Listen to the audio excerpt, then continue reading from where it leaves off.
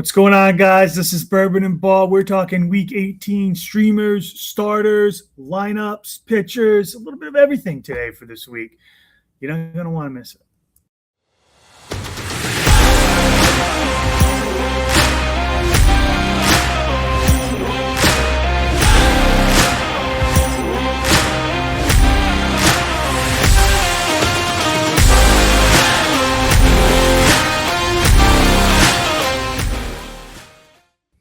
Man, we are starting Week 18 right now. How exciting. Fantasy playoffs right down the road. This is Bourbon N Ball. I am Doug.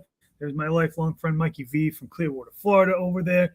And we're talking pitchers. We're talking lineups. We're talking some streamers, which we have a pretty good track record with so far this year, I would say, right? Yeah, actually, I think this has probably been our best year so far. Pretty incredible. And we got the stats to back it up, too. Very true. Very true. So let's just talk. Let's just hop right into pitchers, right? Some must starts. Listen, some of the names on here, you'll see them. You know what you're getting. There are some surprises on here, but let me go over them, and Mikey V can break them down a little more for us. So I do have Gavin Williams, Guardian starting pitcher. He's Saturday at the White Sox. 10-6, 133, 168 strikeouts, a 3.70 ERA. Still giving you 13.3 a start. Now, can we talk about the run that he's been on? His last 4 starts, averaging over 6 innings, 11 strikeouts. I mean, his last start, 7 innings, 2 earned, 12 strikeouts at Cincinnati. I mean, man, how do you lose that start, right? It's crazy. The run support, the offense, not really in high gear yet, but I love him this week. I think the strikeouts continue. We all know the White Sox. We all know they're a swing and miss team. So you could see another double-digit strikeout performance from him. Maybe not the win. That would be tough. They got to score some runs for that to happen. But the strikeouts will be there, and most likely the quality start. Here's another fun one. Brewers starting pitcher Logan Henderson. Tuesday versus the Pirates at home. Sunday versus the Twins at home. So he's home both starts. Pretty good year since coming back, right? 5-1, 44 innings, 54 strikeouts, 9 walks, a 2.6 ERA, 12.5 a start. 5-0 in his last 6 starts. Hasn't gone 6 innings of any of those starts, however, but I feel that's more of the Brewers just being cautious with him. I think he should be able to get at least 6 innings in one of these upcoming starts. I'm thinking maybe the Twins at home, they're a easier lineup. The Pirates might give him a little bit of trouble. They're a little tougher lineup for sure, but we'll see what happens, especially with the Twins, and you got Byron Buxton who's on the IL, so a little easier.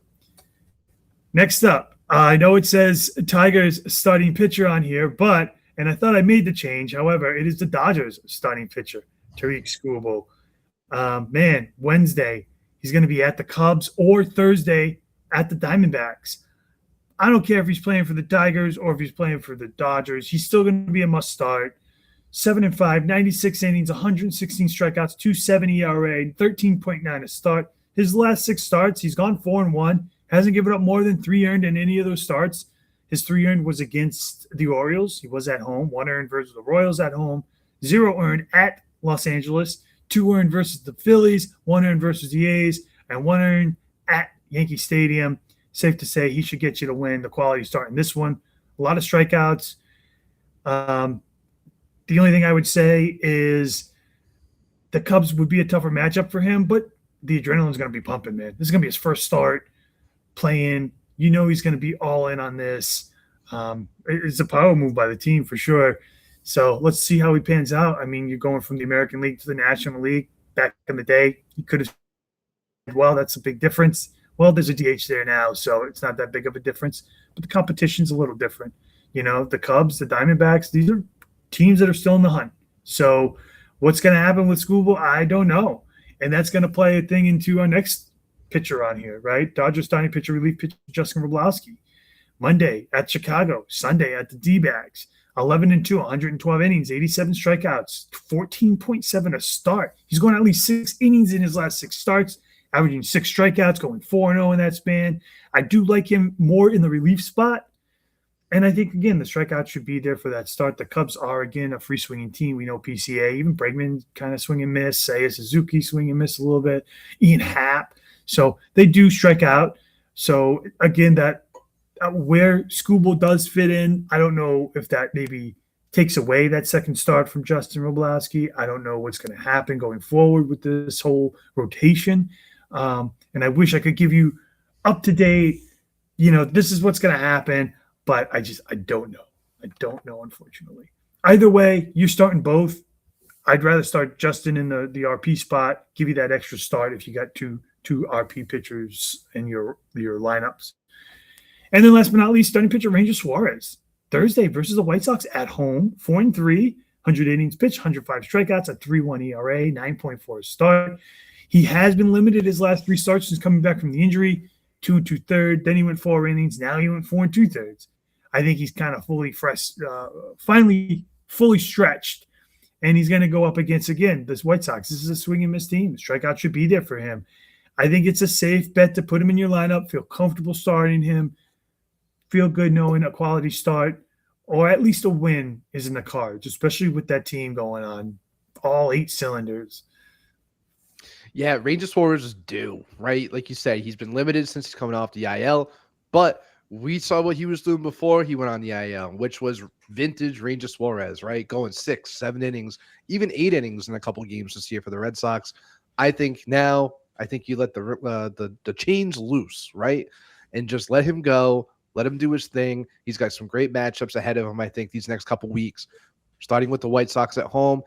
Thursday, usually a getaway day as well. So I always like that for the home team, for the Red Sox. So, again, I think that's a great start this week. I wouldn't be shy about it. Going back to the top of the list, though, we do have Gavin Williams. I do like Gavin Williams a lot. Obviously, a tough loss, like you just mentioned there, 7 innings, 12 strikeouts. But look, last year he pitched 167 innings. This right now, he's at 133. So I don't think you're going to have to worry about an innings limit. He is 27 years old. So it's just kind of, again, same thing with Ranger. You're going to let him loose. At this point, Gavin Williams, I think he's a go. So I think 167 last year, I can see it be maybe 180 this year, maybe 170, depending on how the rest of the year goes for him. But another great start for him. Don't be shy about that. The strikeouts are always there. I mean, I like the Logan Henderson start, Doug. I really do. Pirates kind of slumping, right? 3 of their last 7, or they last 10 games, they're 3-7. So not very good baseball. Ryan O'Hearn back on the IL again this week. So they're just kind of going through some woos. I think this is a great recovery start for Logan Henderson. Again, talk about a guy that's due. Pitched well in the beginning of the year, kind of teetered off a little bit, but I do think it's a good matchup. And you're also playing for the Brewers, Doug. Like, Brewers are nasty. Brewers don't get their flowers sometimes, I think, but they are very good. So if you're going to put a starting pitcher in there, you might even get the win. So I think that's a great move. But going back to the big story of the last 12 hours or so since we're recording this, man, Tarik Skubal, Dodger, we talked about it. We didn't know if it was going to happen. It happened. Now we're here. Now he's going to be added to this rotation. We talked about some of the possibilities, what's going to happen with some of these other guys that are going to come back from this rotation, in a Blake Snell, in a Tyler Glasnow. I think by Friday, Doug, I think we'll have some more clarity on what's going to happen with this rotation, with, like you said, with Justin, and maybe even with like Eric Lear, who's been pitching starting for them as well. So you're going to see some changes this week. But all I know is that Tarik Skubal's a Dodger, and man, that is dangerous for fantasy owners. That is just so good for them. And he's going to go out there. Don't forget, every 6 days still. It's not going to be a 5-man rotation. That's what I'm going to say, man. That's the big kicker, though. I mean, yeah, it's good for him because you'll get the offense, but he's not going to get 2 starts. Nope. Unless he pitches on a Monday and it's a 7-day week, which, again, we only have about 5 or 6 weeks remaining in regular season fantasy baseball. So, how many more times is that going to be coming around for him to actually have that opportunity? Regardless, though, he's going to be a must start. He's obviously a must start. He already was a must start. Now it's just you can just start him with even more confidence because he's going to get way more run support. And he's just going to be, it's like almost like no pressure for him. Like, he already has Yamamoto in that rotation. He's going to get Snell. He's going to get Glasnow. I mean, he's going to be in a really good spot. He's not like one of those guys where you have to have him go out there and pitch 7 innings, 12 Ks because you need the bullpen to recover. Dodgers are deep. They have everyone pretty much as healthy as they can be going into the playoff run here. And Skubal's going to benefit all day on this. Totally agree, man. It's It's crazy. It is crazy what they're doing over there. So let's flip the script. Let's talk some tough matchups. We'll start from the top. We'll work our way down from the bottom. So I do have Cubs Shota on here Wednesday versus the Dodgers. So he could be going up against Tarik Skubal for all we know. 7-9, 127 innings, 119 strikeouts, a 3.6 ERA. He's giving you 9.2 a start. Was a very bad, tough luck loser against the Yankees, going 6 2/3, 2 earned, 6 strikeouts. But that was a lineup that just didn't have Judge or Bellinger in it. This Dodger lineup does. It's a tougher lineup. I just feel like this is a start where he might get hit around a little bit. And I know when we say tough matchups, a lot of times we're talking about some of these big guys, these must-start pitchers that can still go out and get you quality starts and get you wins. I just am not even going to start Shota. I just wouldn't. I own him. He's on the bench regardless. Next up, we had national starting pitcher Forrest Griffin Wednesday at Philly, in Philly. Great year, right? 12-3, 129 innings, 116 strikeouts, a 3.06 ERA, 13.6 to start. Has hit a bit of a wall recently, right? Allowing 3 earned versus the Dodgers at home, then 6 earned at Atlanta. We talked about his innings cap during the live show. He's now up to right at his cap. The most innings he's ever pitched, believe it or not, was in 2018 when he played for Arkansas. He's at that cap right now from 2018. So, again, might play a pretty big factor down the road for fantasy playoffs and especially for the Nationals and for him himself. With that said, not a fan of this matchup at Philly. I mean, you saw what happened at Atlanta. I kind of shine away from that one. This one might be a little surprising. Rays starting pitcher, relief pitcher Nick Martinez Wednesday at Colorado.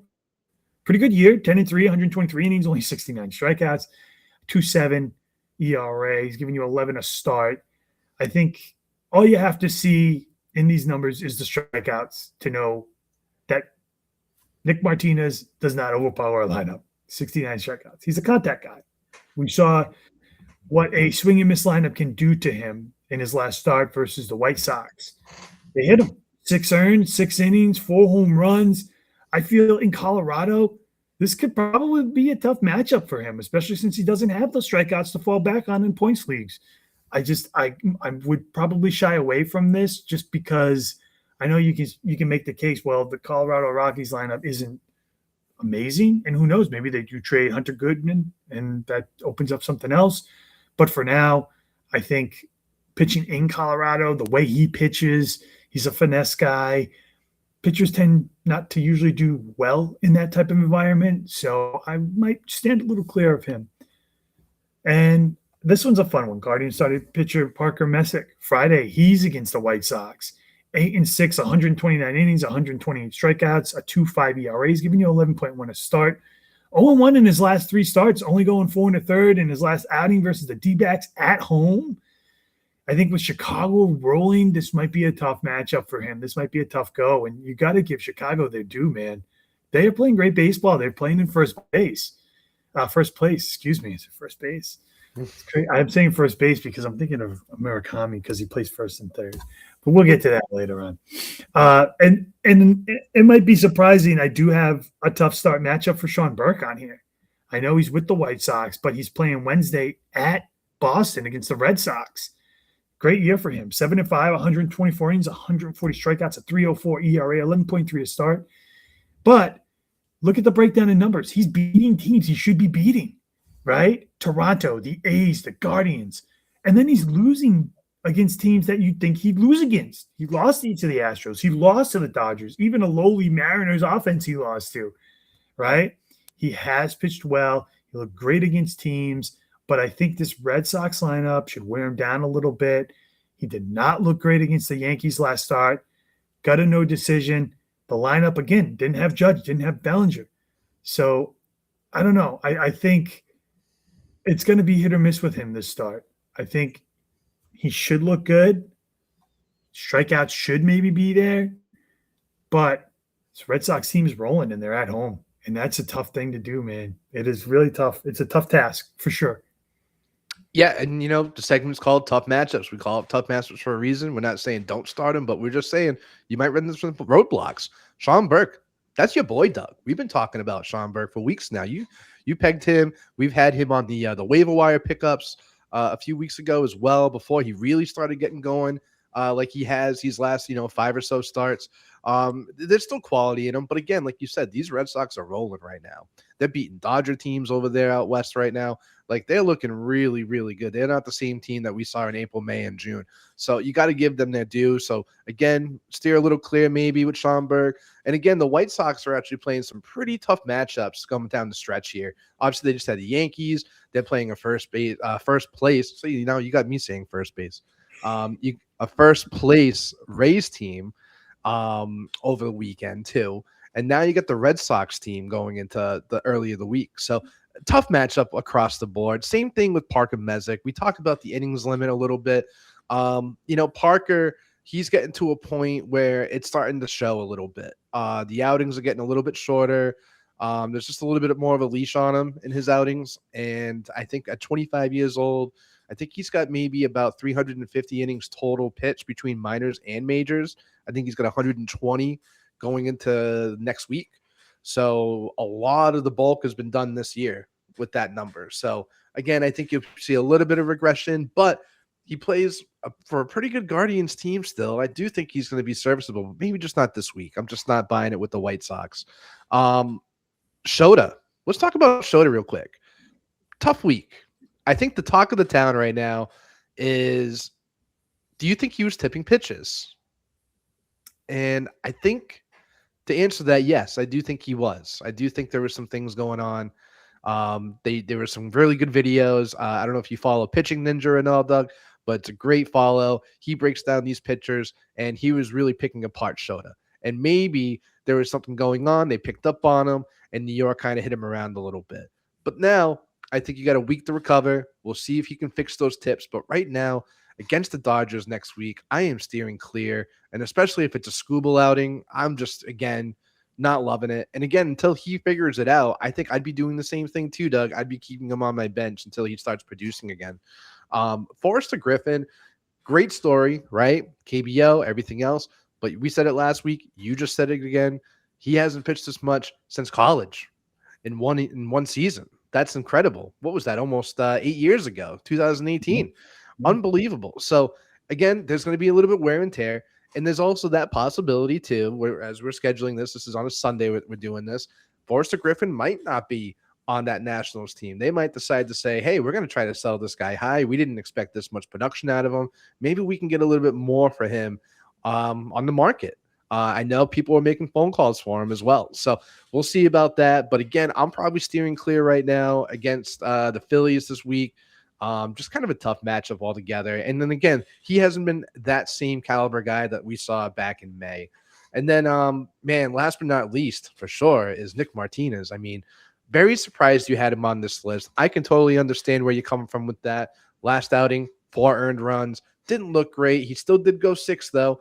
And the thing what I like about Nick Martinez this week is, yeah, he is against Colorado. Yes, it's in Colorado as well, which is usually a red flag when it comes to pitchers.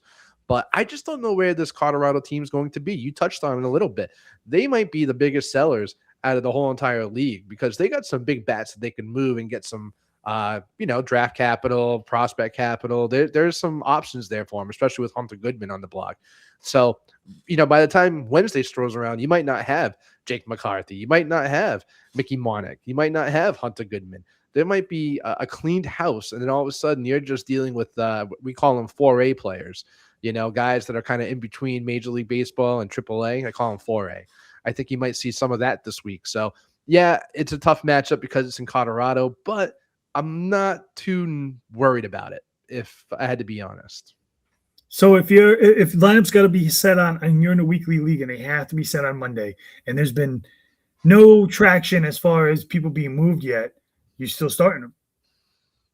Yeah, I think I am. I think Nick Martinez this year to this point has been consistent enough where I'm not jumping off the ship after one bad start from him. I just think he's been pretty consistent. I'm not jumping off the ship, but there's to me there's like from a fantasy perspective, the strikeouts aren't there. Sometimes he doesn't go 6. Like even with the pitch count, like I've seen him pulled after 75 pitches in 5 innings. Like, and he does give up runs sometimes. The home runs are there. So that's my only hesitation with him. I mean, I've owned him for the entire year. So I know, I mean, if you can get 4 or 5 strikeouts from him, that's a good outing because you're not going to get much more than that. And that's where I think the value, you kind of got to ask yourself, what would you rather have in that spot? If you're using him as an RP, would you rather him in that spot with 1 start, or would you rather put in an actual relief pitcher who maybe can get you 2 saves and get you the same amount of points? That's tough. It's very possible. I guess it would depend on the relievers and stuff. But again, Nick Martinez, I just don't think there's such like there's not like a bottom floor for him. Some guys get whacked. We talked about Hunter Green this past couple weeks. He's been getting beat around, and when it comes to a fantasy perspective, he's getting a lot of negative points lately. Nick Martinez, I just feel like he never kills you, even if you start him out there. And let's say you had like an Iglesias for Atlanta. I think that's a pretty good example right there. A guy that plays for a very good baseball team. He's going to have opportunities to have saves. And it's like, what would you rather have? An Iglesias, for 6 games, potentially getting 2 or 3 saves, or a Nick Martinez going against one of the bottom level teams in the National League? I don't think there's a wrong answer, to be honest with you there. I really don't.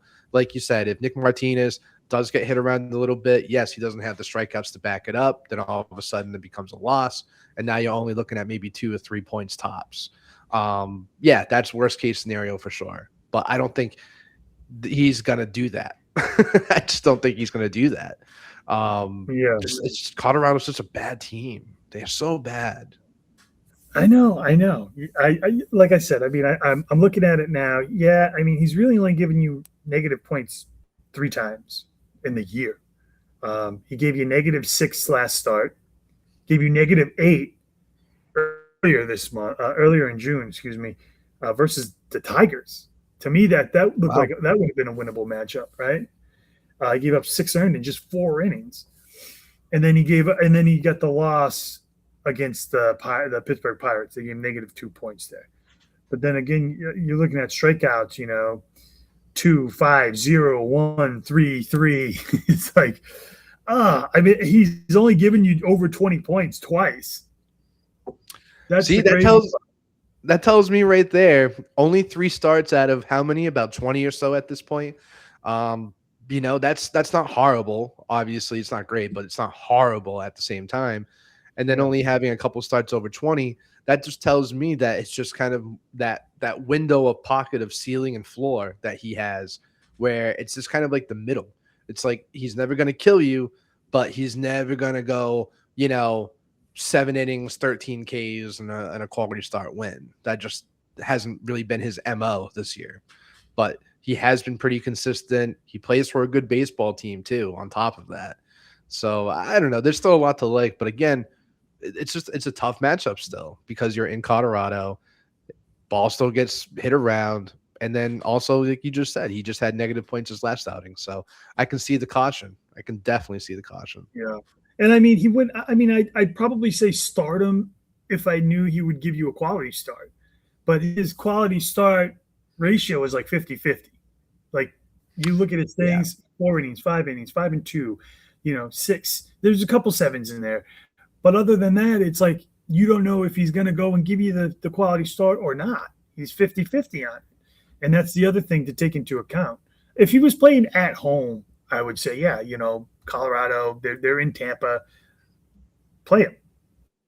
But there is some hesitation. But again, if those guys get traded, then it's a different story. Mm-hmm. I absolutely agree. All right, let's move on. Let's talk some lineups here, and let's talk some favorable ones here. These are some must-start lineups. Again, just giving you an idea of if you want to reach out and pick up a couple extra players from these teams because the matchups do look good. And, I do have the Rockies on here because obviously you are in Colorado. And to me, when I see this 3-game series at Colorado, I mean, I could see it being like 6-5, or I'm talking high scoring for these, and I wouldn't like any starting pitcher from either team, to be honest with you. But let's just start with Tampa. 3 games at Colorado, 3 games at Seattle. 7-3 in their last 10. They won 3 consecutive series, includes a sweep of the Guardians. I know they're away, but they will see Michael Lorenza, Gabriel Hughes, Sagano from the Rockies, Bryce Miller, Gilbert, and Kirby from the Mariners. Now, that would look like a tough matchup, but with the way those guys have been pitching, I think it's a tough task for the Mariners team because Miller, Gilbert, Kirby, they all got pretty roughed up or no decision their last couple starts. So I don't know. I think Tampa Bay could go in there and score some runs on them. Next up, Baltimore Orioles. Let's give them some love, right? 3 games at home versus the Angels, 3 games at Texas, 5-5 in their last 10. Won the series against the Tigers and could potentially win the series against the Phillies. They're in split right now for Sunday. So if they get a W today, they win that series. They'll see Reed Detmers, Grayson Rodriguez, Ryan Johnson from the Angels, Jacob deGrom, who looks absolutely lost from Texas, Kumar Rocker, Cal Quantrill from the Rangers. That just screams to me, the ball likes to fly out in Texas. Could be a big game for like Pete Alonso. Gunnar Henderson hit a home run the other day. That was nice to see. So, the lineups could get going. Los Angeles Dodgers. I mean, obviously, right? 3 games at Chicago, 3 games at the D-backs, 6-4 in their last 10. They won the series against the Phillies, Mets, Mariners. However, they will lose their current series against the Red Sox. They're down 2-0. So could be a sweep, which would be good for Red Sox. They'll see Matthew Boyd, Javier Assad, Shota from the Cubs, Merrill Kelly, Brandon Pfaadt, and Erod from the D-backs. I think Erod is probably the potentially tougher matchup of all of them for the week because he just looks amazing out there for some reason. But again, if he does get moved, we're talking different story here. Either way, you're going to start those guys. It's the Dodgers lineup. Boston Red Sox. 3 games. They're at home, 6 games. 3 games versus the White Sox, 3 games versus the A's, 7-3 in their last 10. They haven't lost a series in over a month. They're on a 4-game winning streak. They'll see Davis Martin, Sean Burke, Eric Fetty from the White Sox, Jack Perkins, Gage Jump, and Jacob Lopez from the A's. I think the series streak continues. I don't think they're going to have a win streak of 6-0, but I do see them winning at least 4 games in this series that look winnable on paper. Cincinnati Reds, 3 games versus the A's at home. Then they're going 3 games to Washington, 6-4 in their last 10. So there are signs of life in that team. They did win the series against the Mariners, the Cardinals, and the Pirates. They'll see Jacob Lopez. They have a to-be-determined pitcher for Game 2, but Jeffrey Springs. And then for the Nationals, you got Cade Cavelli, you got Zach Lill, and Jake Irvin, all pretty winnable. I mean, the team is rolling. Ellie De La Cruz looks pretty good. I know Spencer Steer hit the IL, but they still look good. I do like them this week with those matchups. Yeah, great matchups. Oakland, I always say Oakland still. A's and Nationals. Great matchups for him. Ellie De La Cruz, like you said, I think he's batting around 280. I mean, the strikeouts are there a little bit, but the stolen bases are back from last year. The power is back from the year before. Like he looks like his old self again, and he's a top 5 shortstop again. So it's great to see that. Sal Stewart, obviously, up and down year, rookie year, first full season with the Reds, but a lot to like with him as well. He's going to continuously hit in that 3-hole and just have more opportunities to knock in Ellie. I mean, we talked about J.J. Bleday. I still love him in that lineup as well. Even Suarez, his power surge is starting to come back a little bit. So, again, there's a lot to like with that Reds team right there. But I want to go back to Tampa and just want to say, did anyone have Tampa being 20 games above 500 to start the month of August? Like, look, even though they haven't played well away from the Trop, the team is still on a heater. I mean, when you look back at the last 15 games, seems like half the team is contributing. Chandler Simpson has been electric in the second half. Yandy has found his way back into contributing for fantasy lineups again. And you got guys like Nick Fortes and Johnny DeLuca on fantasy radars and daily leagues now because of their production. Not to mention Junior Caminero having an MVP-like season. Did I also mention that they have good pitching and Drew Rosman, and you got Bob Baker closing out games low-key? I just don't think you can go wrong this week with the Rays. I really do think the Rays are just the best team in baseball, And I think you got to continue starting them. I really do. So I'm moving forward with them. Baltimore, man, it's again, just I think Baltimore, Doug, is the most disappointing team. And let me tell you why. Just because they've had the talent for years. They talked about this farm system, how it's growing up and this. And I just feel like fast forward to 2026, nothing's connected for them in that farm system. So this past week, we saw a little different, right? We saw Gunnar Henderson actually starting to hit the ball well. And Canarsion Strand, getting called up, playing some pretty good baseball for him. Gunnar gave him a shout out this week. So you just got to find the right guys. Like they're there. There are guys producing, and it might not be the sexiest names in the world, but there are guys in that lineup that are hitting. So against the Angels, which we also know is a dumpster fire team, Rangers, pitching staff, definitely going through some woos.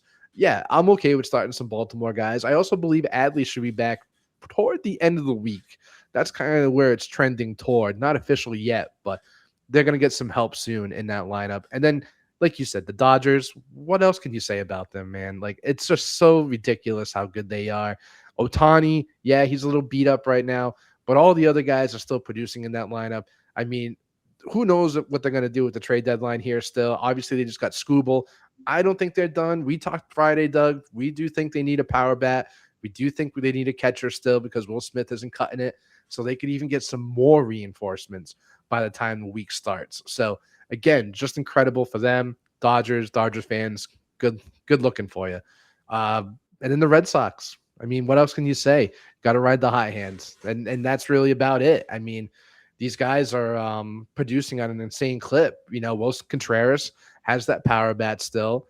I just mean Jared Duran. I know we talked about him and kind of he hasn't been playing good at all, but we saw some progression this weekend so far with him. He's starting to hit the ball. Rafaela, I mean, if he's a free agent in some leagues, that's a guy that you can consider picking up too. Just hit 2 home runs Saturday night against the Dodgers. So just playing really good baseball. You got to ride out those hot hands. And like we talk about our hot and cold list, Doug, that we do, you see a lot of the same team members on those lists as well. So I'm okay with stacking some of these guys on some of these teams too. That's right. When a team gets hot, I mean, everybody kind of benefits from it. So don't be surprised. And I think in the past, you know, when I say that, I mean, like, say that the D-backs get hot, you'd see Corbin Carroll have a good week. You could see Perdomo have a good week. You could see Marte have a good week. And it's usually been what's been happening in the last couple months. I mean, the Cubs, everybody was cold last week. So they all made the cold list or honorable mention there. Look at the Nationals. You got, you know, James Wood. You got C.J. Abrams. You got Luis Garcia. Like, there are a lot of guys and a lot of teams that you can stack and produce. Talk about the Milwaukee team. You know, we can stack those guys too. Lot to like there. Lot to like. Great strategy. Yeah. All right. So let's talk some tougher matchups for some of these lineups. You know, probably no surprises when you see these. I don't think so. Not for me anyways. But let's dig down and let's start from the top. Detroit Tigers, 3 games at Seattle, 3 games at the Giants, 6-4 in their last 10. They lost a series to the Orioles. They split with the Royals.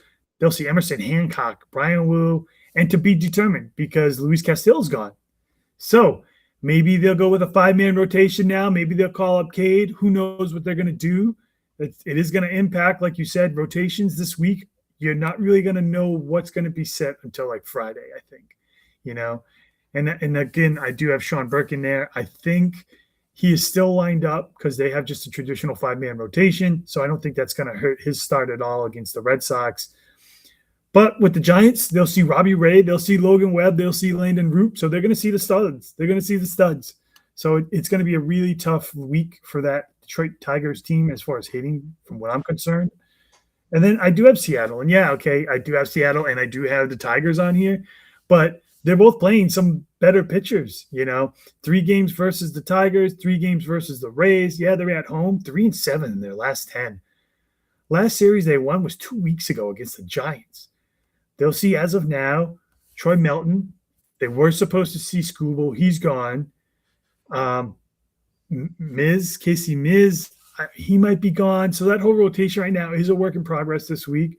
but from the Rays, Ian Seymour, Griffin Jacks, Drew Rossman. He's the ace of that lineup. I mean, every game is away this week. I mean, every game is going to be home. It's going to be an uphill battle. I mean, that struggling Mariners offense is just really, it is crazy to be in first place a month ago to now be down, 3 or 4 games.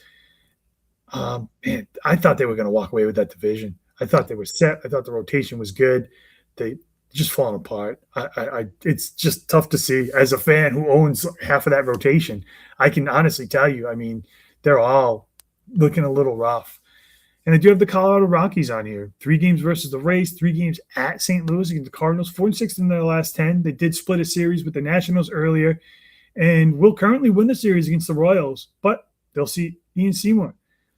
They have a to be determined in here because of Shane McCullahan injury, Nick Martinez from the Rays. Then they got Kyle E., Michael McGreevy, Liberatore from the Cardinals. They've been pretty sneaky good. Kyle specifically has been pretty good. The strikeouts have been there for him.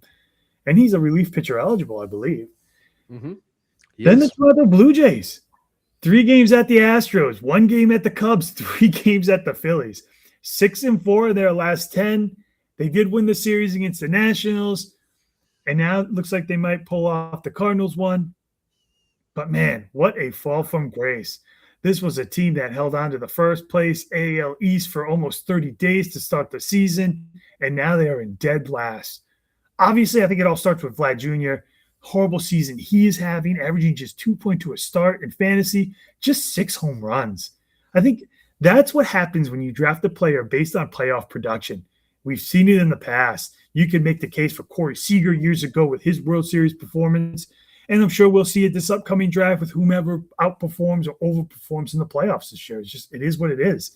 Their big signing in Okamoto hasn't planned out as they had hoped. He does have 24 home runs, but a 228 average, 135 strikeouts, averaging just 2 points a start in fantasy.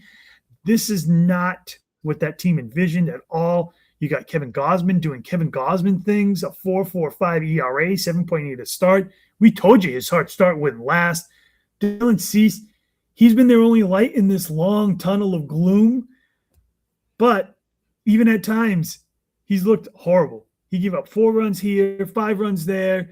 Let's not forget the walks. He's averaging at least 2.5 walks a start. Just looks rough for that team right now. And it's not going to get better. Right? They're going to see Hunter Brown. They're going to see Ronel Blanco, who hasn't pitched horrible. David Peterson looks really good for that team ever since they got him. And then Wheeler, Luzardo, Aaron Nola, that could be a win for them. But the rest of these look really rough for that team. Fall from grace. It's crazy. And then last but not least, the Minnesota Twins. 3 games at Kansas City, 3 games at Milwaukee. 7-3 in their last 10. They did split the series against the Guardians, won the series against the A's and the Royals.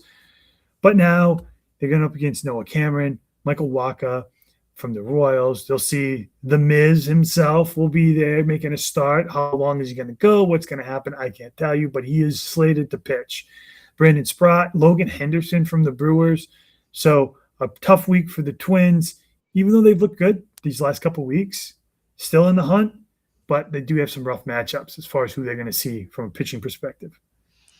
Yeah, I'm looking at a list of 5 sellers here, Doug. That's what I'm looking at right now. I really do think that too. I mean, Minnesota Twins, obviously we said earlier, they're 2 games back in first place right now when we're recording this.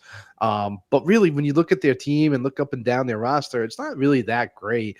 Moving forward, like their offense has kind of been lackluster as well. I think they actually have a negative run differential, even though they're in second place in their division. So I think it's like minus 20, it's 28, minus 28. So it's not very good. So again, tough matchups for them, especially Milwaukee. I'm steering away. There has been a lot to like so far for the Minnesota Twins when it comes from a fantasy perspective. We like Byron Buxton on this program, but we know he's been hurt on and off this year, so it hasn't been that same 2025 Byron Buxton that we've known to love. So, again, probably steering away from the Minnesota Twin players. Going back to Detroit, I mean, again, we don't know what that team's going to look like at the end of the day, but these matchups are not helping any fantasy players on your team if you have any Detroit Tigers. Probably the only one I would start is the rookie, right? what's that? Kevin McGill. Oh my God, I can't say his name right now. My God, you know who I'm talking Dylan about. Dingler doesn't look too bad either for catcher. No, he's not too bad either. Not too bad either. But everyone else though, I'm probably steering away. Riley Green, strikeout monster, hasn't had really that productive year from the power perspective. Same thing with Kerry Carpenter. Just kind of been very, very wonky, very wonky. And now they got Jose Baez back in that lineup too. So maybe if you're really desperate, you can maybe sign him or pick up him. I think he's actually hitting pretty good right now since coming back, but we know that's not going to last. Let's just be honest, right? Seattle Mariners, man, I was going to say they're probably the second or third most disappointing team to this point, I think. I think last year we thought they made a humongous step forward. Now this year, taking that step back, especially offensively.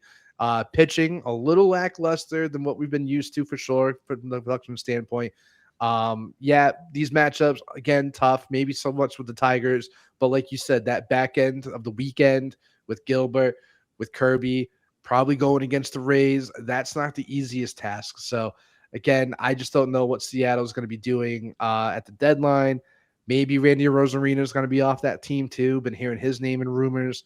So again, if he does leave, what does that leave you with for Seattle hitters? I mean, Josh Naylor has been subpar. I think his OPS right now is under 700. So again, a guy that they thought that was going to be more productive isn't. Actually, I think my favorite player on that team right now has been Cole Young. Cole Young's had a pretty low key, pretty couple good weeks. And he should be staying at second base. But other than that, though, not really much else to like in that Seattle lineup, including J-Rod. J-Rod's just not it. I mean, go back to Colorado. Again, we don't know what this team's going to look like. But, the Rays team, Cardinals team, right? They're trying to make a playoff push at the end here. So tough matchups there as well. Toronto Blue Jays, they are the most disappointing team to this point.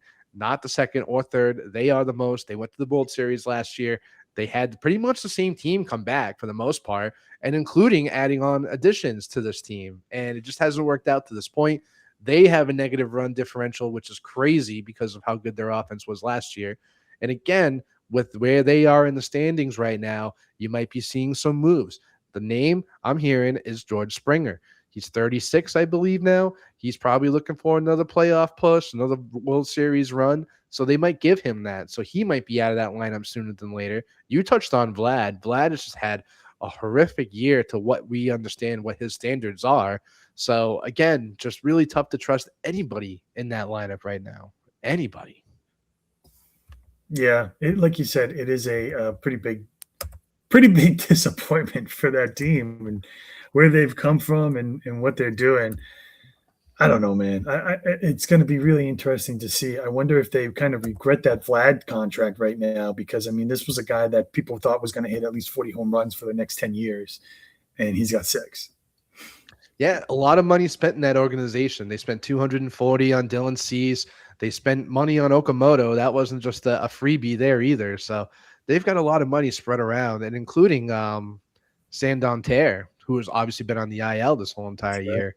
That was, a lot of money there too. So they might have to make some moves in the next, 48 hours to, restructure because they're going to need to.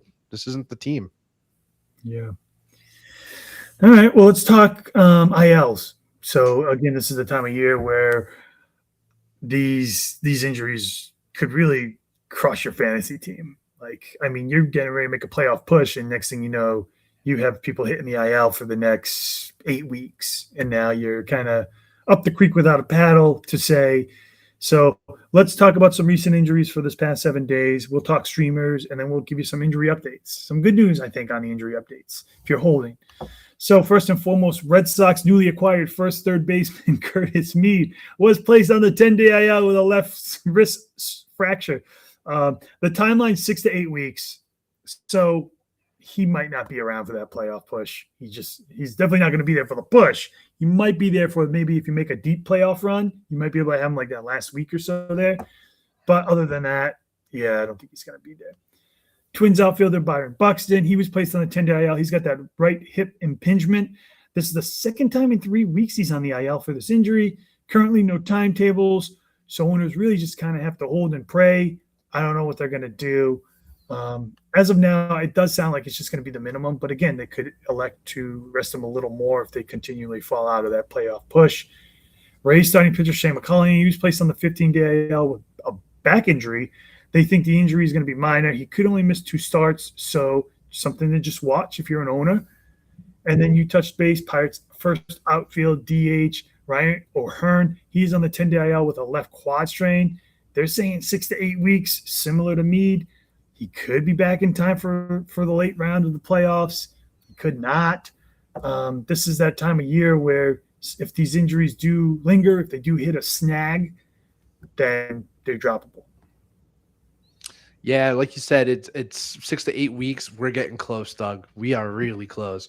Like I said, we're 5 weeks away from our fantasy playoffs from starting, which probably means you're probably 5 weeks away from starting your fantasy playoffs. So you really got to monitor these injuries, and you got to be realistic, especially in redraft leagues. Don't hold on to guys that aren't going to be there for you. Ryan O'Hearn, 6 to 8 weeks. I'm a little cutthroat, Doug. I don't think he's going to be there for you. If you have a roster, you're hoping to hold on to him, and you hope he's going to make a comeback for the fantasy playoffs. He might, but then again, when he comes back, what kind of production are you expecting from Ryan O'Hearn? Again, it's just kind of one of those things you just have to make sure you got to be realistic with your expectations. Curtis Med, right? Same exact thing. If he's 6 to 8 weeks, he's not going to probably be around for your fantasy playoffs. The Red Sox would be lucky if he's there for the playoffs, for real life baseball. I don't know, so again, Curtis Med, I think he's probably droppable in most redraft leagues at this point. Shane McClanahan, obviously a different story. We think that's going to be a little bit of a minimum stay. They didn't seem overly too concerned when they pulled him. So again, we'll keep a pulse on that, but I expect the Rays to be there at the end doing a playoff push. And I think they're going to need Shane McClanahan. I think they're relying on Shane McClanahan to be a part of that rotation down the stretch. So they need to make sure he's healthy for that stretch. So it might be the minimum. They might give him another week or so just to have that rest, because right now they're in first place. They're up a lot of, I think, 3.5 games in the East, and that means they're probably a zillion games up in the wild card. So they're probably pretty good for this year. And then who was that last name that you had in here, Doug? It was Byron Buxton. Oh, we already talked about Byron Buxton. Not very good. Again, just those injuries caught up to him finally. And again, we don't know what the timeline looks like. Hopefully he's going to be back sooner than later. But again, just an up and down season for Byron Buxton. Yes, if he's healthy, yes, he's a good start. Number 2, number 3 outfielder type. But again, it's just the headache alone with some of these guys that just continuously hit the IL, and you're just not getting exactly what you expected from them when you drafted them. But don't worry, because we have options. We got options. We got options. So let me put on some of the ones that we had. And like I said, we were pretty good, man. We had Canzona on here. We've had some really good hits. These are some guys that I think you could probably pick up, and they'll give you, at least if you're owning somebody that just hit the IL, they'll at least buy you some time to figure out what you want to do with your team for the rest of whatever, right? For the rest of the week, for next week, for the playoffs. If you want to go out and you want to make a trade before your deadline, these guys can be placeholders for you to make that decision and do that. And a lot of them are kind of deep sleepers, I think, but I think they're maybe slowly starting to wake up. Let's just run down this list here. Orioles second baseman Jackson Holliday, 24% owned, 3 games at home versus the Angels, 3 games versus the Rangers in Texas, 429 his last 7 games, giving you 16 points, only 5 strikeouts. That's a rarity. Maybe he's finally starting to mold into that guy that the organization thought he would be, right? I mean, when he started, the strikeouts were massive. Strikeout machine. But to see him only give you 5 in the last 7, hitting 429, making contact, these are some good matchups for him to go out there. So I would definitely want to pick him up if you need a second baseman. Outfield, Dylan Cruz, the Nationals, he's only 8% owned. 4 games at Philly, 3 games versus the Reds at home. 308 his last 7. He's got a home run, stolen base. He's giving you about the same, right? 15, 16 points. He is striking out a little bit more, but he looks better than he did at the beginning of the year. And with that team rolling, he could definitely put together some decent numbers with season ends, especially if they do end up moving a couple people. He'll be a stick in that lineup. And then last but not least, I did have to throw a catcher on here. because of all the injuries to Teal, to Alley, to Basolo, it's only right to try to give somebody some love for catcher spot. Phillies catcher JT Realmuto, 16% owned, 4 games versus the Nationals at home, 3 games versus Toronto at home. He's at home all 7 games. He's playing all week. I mean, he hasn't been horrible. He did hit a home run 2 days ago. He does have 11 points in his last 4 starts, his last 4 days. I think if you're desperate, this could be the play for a catcher in that position on your roster. Yeah, I mean, like you said, there's been so many injuries with catchers to this point where you need to find other options out there to see what's out there. JT Realmuto, yes, he's a little bit older. Yes, the production's not the same when he was in his prime, but he does play for a pretty good Phillies lineup. They're going to be having some pretty good matchups pitching-wise against the Nationals and Toronto. I don't hate it, especially, again, you're kind of limited with options at this point. Obviously, with people's trade deadlines coming up, you're going to have to do, some moves, on the free agent wire, or if you want to go out and you have to reach out for someone that maybe has an extra catcher or two and make a move. But yeah, JT Realmuto is definitely maybe a good play for this week coming up. Dylan Cruz, I did see a stat from him yesterday, I believe. He's been hitting so well, Doug. First time in his career that his OPS is actually over 700. That kind of just goes to show you kind of how bad his start of his career was. And I remember that too when he got called up.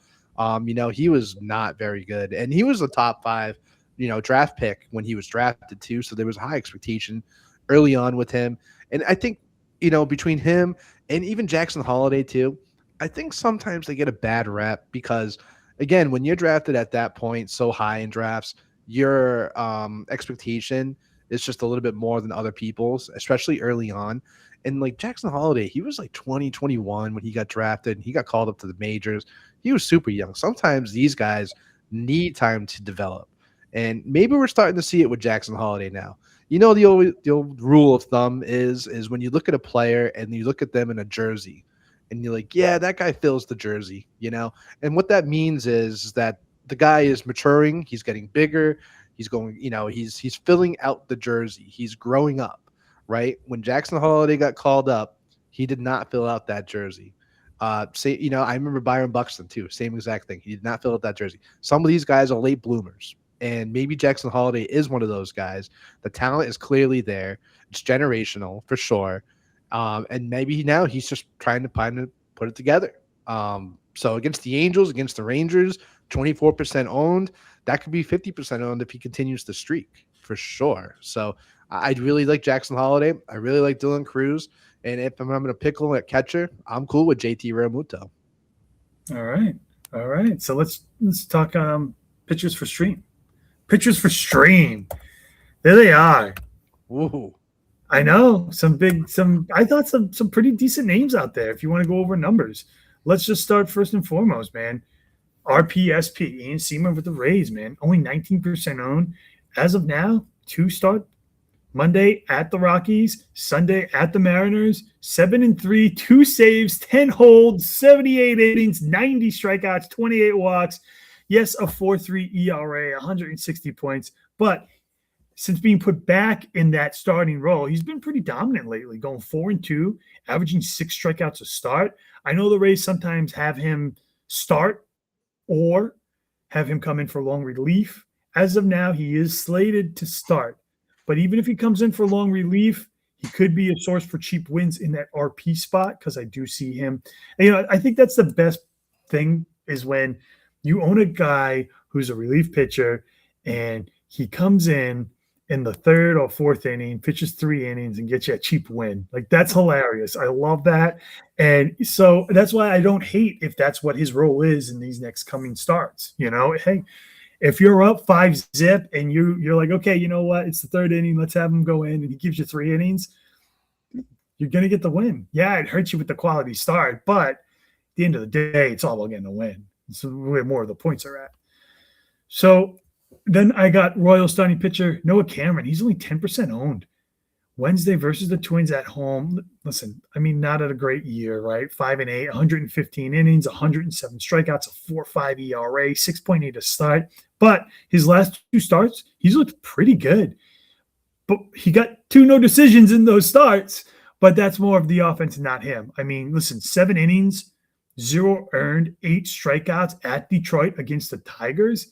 And then most recently innings, 0 earned, 7 strikeouts at Minnesota. So he's playing the same team, but this time he's at home. I expect the same results. I'm going with Kansas City. I'm going with Noah on this one. And then last but not least, we talked about him. He's relief starting pitcher, David Peterson for the Cubs, 4% owned. 4. This guy's a deep, deep sleeper, man. He's a mummy.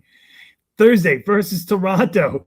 He is pitching at home. 2-0 his last 3 starts. You could make the case 3-0 after striking out 8 Yankees and allowing just 1 earned in 6 1/3. How do you not get the win on that? Listen, he'll be at home. He's looked like a different pitcher since joining the Cubs. I like him. He's a go. He might even be a guy you could just pick up in your lineup and just stream matchups week in and week out, in my opinion. Like a mummy. Oof, got me there. You got me on that one. He's a sleeper. He's a sleeper. That's for sure. Man, all right. Let's go with Ian Seymour. Let's start with him first. Like you said, he's kind of been on this hot streak, 4-2, last 6 games, pitching really well. Pretty good matchups ahead of him. I'm cool with that pickup, especially if you're looking for an extra start from a stream wire for a 2-starter for the week. I'm cool with that. Noah Cameron, we did have high expectations for Noah Cameron coming into this year. We thought he was going to be a little bit better of a baseball player. It hasn't happened yet. Doesn't mean it's not going to happen. We're starting to see that turnaround a little bit.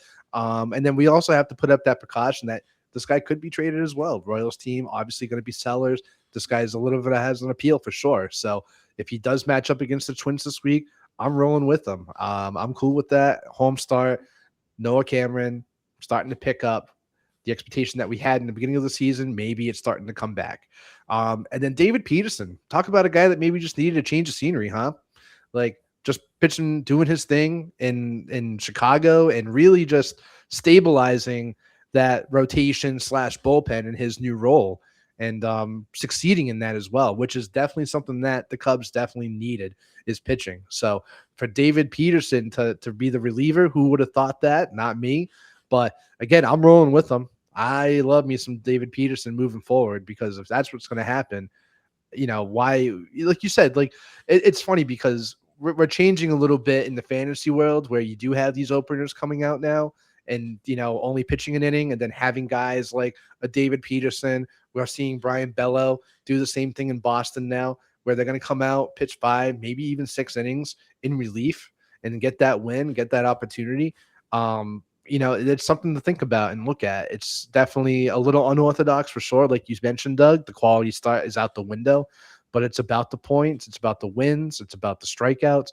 And I don't think it's I don't think it's a wrong way to look at new things, to put it like that. Awesome. Well, let's talk some updates and then just let you on your way. How's that? So Yankees starting pitcher Carlos Rondon through 30 pitches Wednesday. He could see a rehab start in his near future. He should be back mid to late August. Pirates outfielder O'Neal Cruz, he's been cleared to participate in baseball activities. He should be back in the lineup mid-August.